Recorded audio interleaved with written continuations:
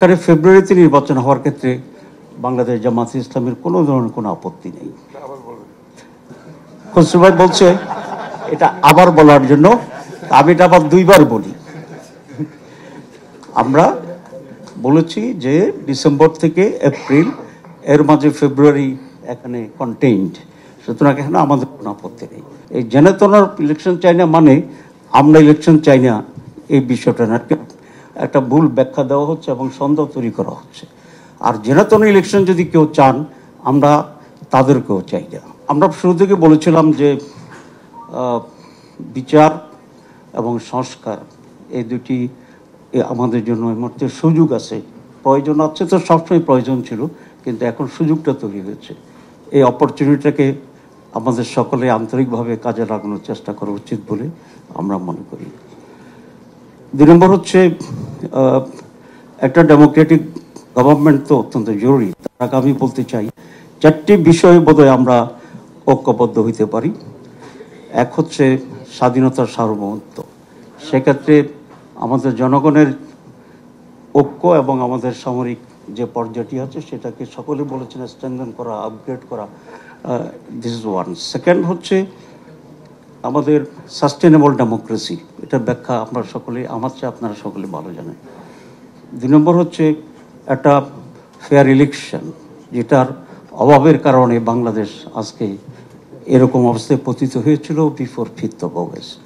আর corruption free Bangladesh, এটা আমাদের জন্য একটা মেজর ইস্যু। আমরা যদি এখানে একমত হতে পারি তাহলে আমি মনে করি আমরা অনেক দূর অগ্রসর হতে পারবো। লাস্ট আমি যে কথাটি বলতে চাই, যেহেতু অনেক কথার সময় নেই, সেটা হচ্ছে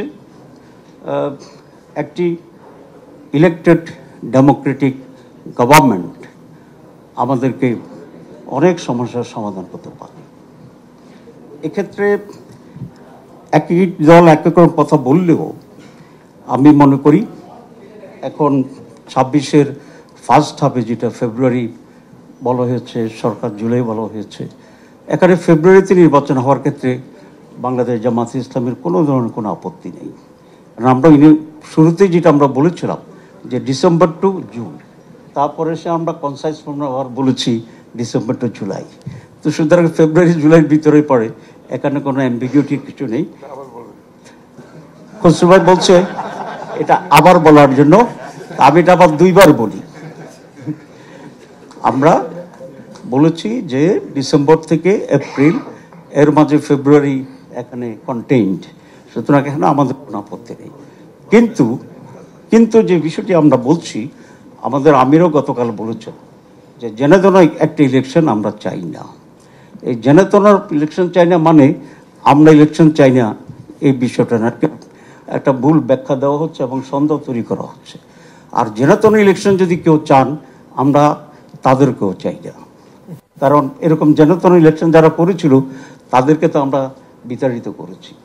এবং বাংলাদেশে যদি আরেকটি জেনেতন নির্বাচন হয়, তাহলে ঐক্য, অনৈক্য, সংস্কার দেশে টিকবার আশঙ্কা দেখা দেবে।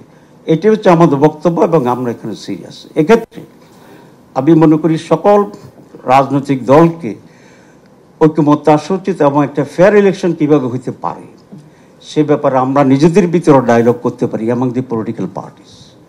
এবং আমি আশা করি সেরকম যদি আমরা ডায়লগে এঙ্গেজড হই, তাহলে আরও যে সমস্ত কিছু ডিফারেন্স আছে সেটা দূর হয়ে যেতে পারে। আমি 3-এর নোটিশ পাইনি, এখন শেষ করছি।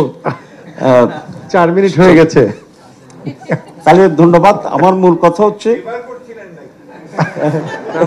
আমরা দেখাচ্ছিলাম, আমার মনে হয় আমি যা বলছি কথাটা ওরা চাচ্ছেন বলি, সেই কারণে।